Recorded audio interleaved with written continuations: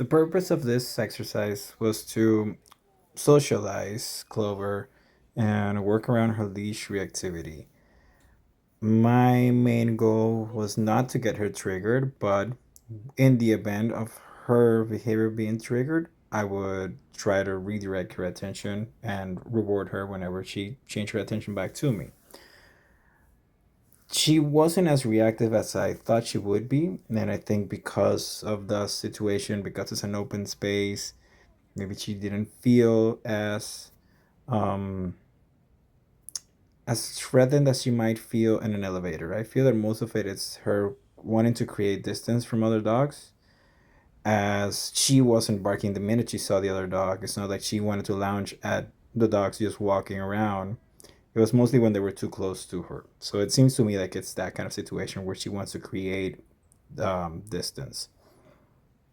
In the case of this white dog over here, there is a moment, I think it's right now when they're walking by, and there they get close.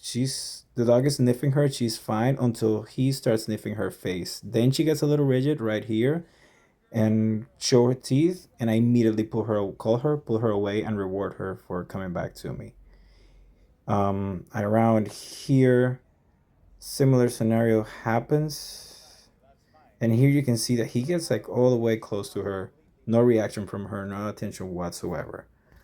In the next scenario, you'll see two larger dogs, and she gets her attention to them. I call them. She looks back at me. I reward her immediately. So one thing that I think it's important, even though it's a little bit harder when we have two dogs, it is with Clover specifically where she's at right now, for us to carry treats on us every time that we're out walking her. Because every encounter with another dog is a opportunity to work on her reaction. Here you see she's barking. I call her, she comes to me, I reward. The minute she gets her attention back to me, I reward her. And I am not punishing for the behavior. I'm not punishing for barking. I'm just calling her. If I get her attention, I'll reward right away. Here at this point, she was already able to like lower that threshold and be comfortable with the other dogs being closer after going back and forward and walking around for a while. And I'm just delivering treats as the dog gets close to her. Because at this point, we want her to associate something as good as eating yummy food with the presence and the closeness of other dogs. And again, like I said earlier, every time that we're out with her, it's going to be an opportunity to do that. This doggy day camp lessons help for me to start the work with the dogs and show you what the work looks like. But it's very important to do this consistently in every scenario, every opportunity that we get, every time we go outside with her. Think of it as a training opportunity. So yeah, you might need to consider what that looks like, having another dog on your hands, maybe walking them separately, maybe having a second person help you.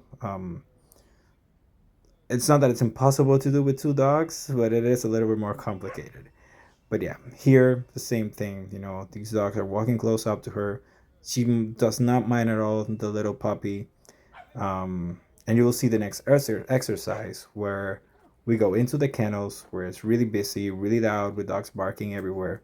And she's so food driven that she's still able to work with me and stay focused on the food. So that is a very good thing. Her food drive is so high that even in these circumstances, she stays focused on the food.